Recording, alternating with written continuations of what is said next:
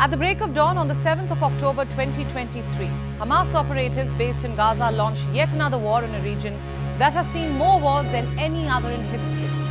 Using a massive barrage of thousands of rockets and using technology and aggressive tactics, they broke through the heavily protected border into Israel. They hit military targets. What stunned Israel and shocked the world was their attack against civilians in communities and at a music festival where thousands had gathered. The body count is still rising, but thousands were killed. Hamas took more than 150 people, both civilians and soldiers, hostage, including foreigners visiting Israel. Also, people of at least 36 nationalities are dead or missing. Hamas, locked in one of the world's most impoverished regions, has never hidden its militant intentions. But so far, it has also been careful enough never to overestimate its ability against one of the world's most feared militaries. Why did it attack now? The answer is a complex mix of history, geography, religion, people, power, and politics. We are here to simplify it for you. My name is Priyanka Sharma, and this is Gravitas Plus. For more than 1,000 years across Christian Europe, Jews have been persecuted for their alleged role in the crucifixion of Jesus Christ, the God and the prophet of Christianity. They were consigned to ghettos. In many European empires and countries, they were banned from owning property and faced discriminatory laws. They were economically marginalized and socially outcast. By the late 19th century, a lingering aspiration for a Jewish homeland in which a persecuted people could find security and safety began to grow into an effective political movement. The Jewish leaders identified their old habitat with their holy city of Jerusalem as the epicenter, as the new promised land. The stretch of land located between Lebanon, Syria, Transjordan, and Egypt. This was once home to the kingdom of ancient Israel and the kingdom of Judah. It was a land from which they had been often driven out and often returned. Their history includes the memory of Jewish people enslaved by the pharaohs of Egypt and their return under the leadership of Moses.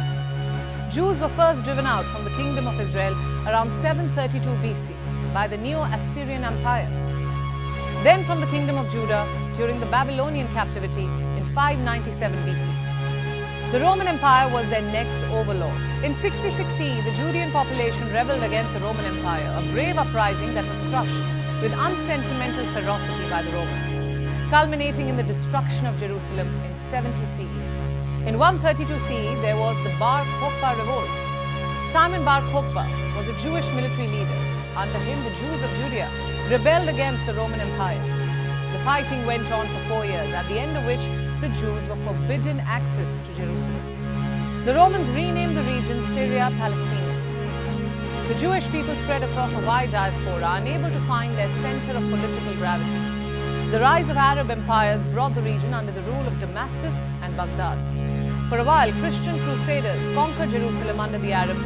Under Saladin, restored their own rule. In 1516, the Ottoman Turks occupied Palestine. During this long period, the land was peopled by those described logically as Palestinians, most of whom had become Muslim, but not all. There were strong Christian populations in Palestine. Cut to the late 19th century, the presence of Palestinians did not diminish the dream of a Jewish state. The Zionist movement was launched. Jews began lobbying Western powers to facilitate a mass emigration of Jews to Palestine. The Russian Empire was the largest home for the Jewish diaspora. In 1905, after the failure of the first Russian Revolution against the Tsars, many Jews from Eastern Europe and Russia began moving to Palestine. Then, under Ottoman rule, the settlers used Hebrew as their spoken language. The Ottomans, defeated by the British-French-Italian alliance in the First World War, collapsed in 1918. The region was occupied by Britain and France under a secret wartime arrangement devised by two officials, Sykes and Picot, in 1916. Britain took over Palestine. Britain owed a debt to Jewish leaders who had helped during the First World War, particularly in finance. In 1917, then British Foreign Secretary Arthur Balfour wrote to Lionel Walter Rothschild. He was one of the most prominent leaders of the British Jewish community, in which he promised the establishment in Palestine of a national home for the Jewish people. It is also said that the British government will facilitate the achievement of this object. This became known as the Balfour Declaration. The French had their own reasons for facilitating the creation of a Jewish homeland. In 1799, Napoleon had issued a proclamation. He offered Palestine as a homeland for Jews under France's protection. Napoleon wanted Jewish help in his invasion of Egypt. The Jewish state did not materialize under France. The British-French agreement on a potential Jewish homeland remained a promise between the two world wars of the 20th century, but the idea kept gathering momentum. The Muslim and Christian Arabs, who obviously would be displaced from a territory that they had inhabited for centuries, opposed the Balfour Declaration. The British could not totally ignore them, but they had helped the British against the Ottomans in the First World War as well. So the British limited Jewish immigration, trying to appease both sides. By the 1930s, Arabs and Jewish settlers had begun fighting openly in Palestine. The tragedy of Jews and Judaism reached an unbelievable apotheosis during the Second World War, when the German Nazis under Hitler designed a horrific, unimaginable plan to kill every Jew in their domain, in what is now known as the Holocaust. Jews were sent to concentration camps where they were enslaved, starved, and gassed to death. It was beyond belief that human beings could sink to such depraved barbarism. At the end of the Second World War, the urge to create a homeland for Jews acquired a moral momentum when Jewish settlers discovered that the British were still reluctant to leave from Jerusalem. They attacked the British soldiers and authorities. The matter went to the newly created United Nations. In 1947, the year India got independence, the UN voted to partition Palestine. The United Nations adopted the resolution 181. According to it, there was to be an Arab state and a separate Jewish state. Palestinians rejected the resolution. They mainly pointed two things. One, Jews were allotted nearly 56% of Palestine, despite making up just 33% of the population in Palestine. Two, Jews were being allocated the fertile coastal region. Until then, Jews owned 6% of the Palestinian land. This UN map changed the reality. Soon, Jews began occupying the land designated to them. The Palestinians fought, but without much success. By May 1948, Jews were in control of all of the land promised to them, also some Arab territories. On the 14th of May 1948, Israel became a country. It was the first Jewish state in 2,000 years. At its helm was Prime Minister David Ben-Gurion. Tel Aviv's airport is now named after him. Palestinians lament the creation of Israel as a Nakba, or catastrophe, that resulted in their dispossession. This was the start of endless fighting. A day after the creation of Israel, Egypt, Jordan, Syria, Lebanon, and Iraq invaded Israel. The first Arab-Israeli war broke out. The Israelis fought off the Arabs.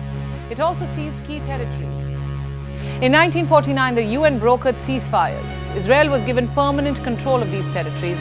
More than 700,000 Palestinians left Israel, and Israel became a Jewish majority country. In 1956, focus shifted to this water body in particular. The Suez Canal. It is vital to trade as it connects the Red Sea to the Mediterranean Sea. In 1956, Egyptian President Gamal Abdel Nasser nationalized the Suez Canal. In response, Israel invaded Egypt. Britain and France followed. US and Soviet Union brokered a peace deal. But peace was short-lived. In June of 1967, Israel carried out preemptive strikes on Egyptian and Syrian air forces. This sparked a six-day war. At the end of it, Israel captured the Sinai Peninsula and the Gaza Strip from Egypt. From Jordan, it took the West Bank and East Jerusalem, and Golan Heights from Syria. The Israel-Palestine conflict took center stage in the 1972 Munich Olympic attack. Extremists from the Black September group raided an Olympic Village dorm. They killed 2 Israeli athletes, took 9 others hostage, all of whom died eventually. In 1973, Syria and Egypt launched a surprise two-front war. It was Yom Kippur Day. The Arab forces gained ground in a victory which Egypt celebrates as historic. It recovered the whole of Sinai. America intervened to stop the war and lay the framework for an accord between the principal nations, Egypt and Israel. In 1978, Egypt and Syria signed the Camp David Accords. This led to the 1979 Egypt-Israel Peace Treaty, but all the while the question of Palestinian self-determination remained unresolved. In 1987, Palestinians living in the West Bank and Gaza Strip rose up against the Israeli government. It was the first intifada. Intifada meaning shaking off.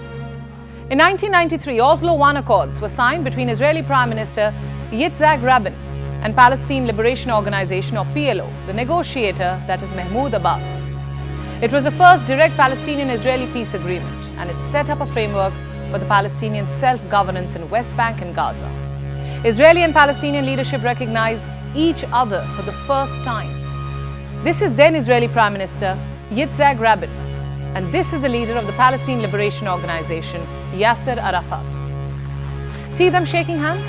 This handshake got them the Nobel Peace Prize. But peace still evaded the region.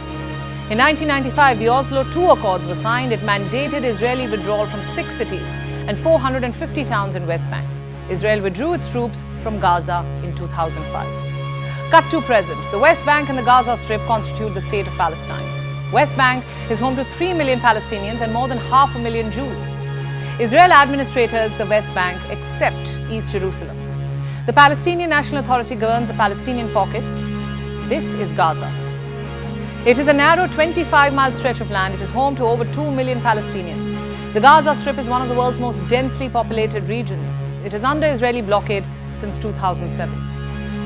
Gaza is under the control of Hamas. The group was founded in 1987. It won the election in 2006. Western governments have branded Hamas a terrorist organization. Hamas orchestrated what is being called a Pearl Harbor moment in West Asia. Israel is calling it its own 9/11, one that has killed the most number of Jews since the Holocaust. There is no black and white in this conflict. Both Israelis and Palestinians see the land between the Jordan River and the Mediterranean Sea as their own. This land is sacred to Christians too. Israelis cite the Balfour Declaration as Israel's right to exist.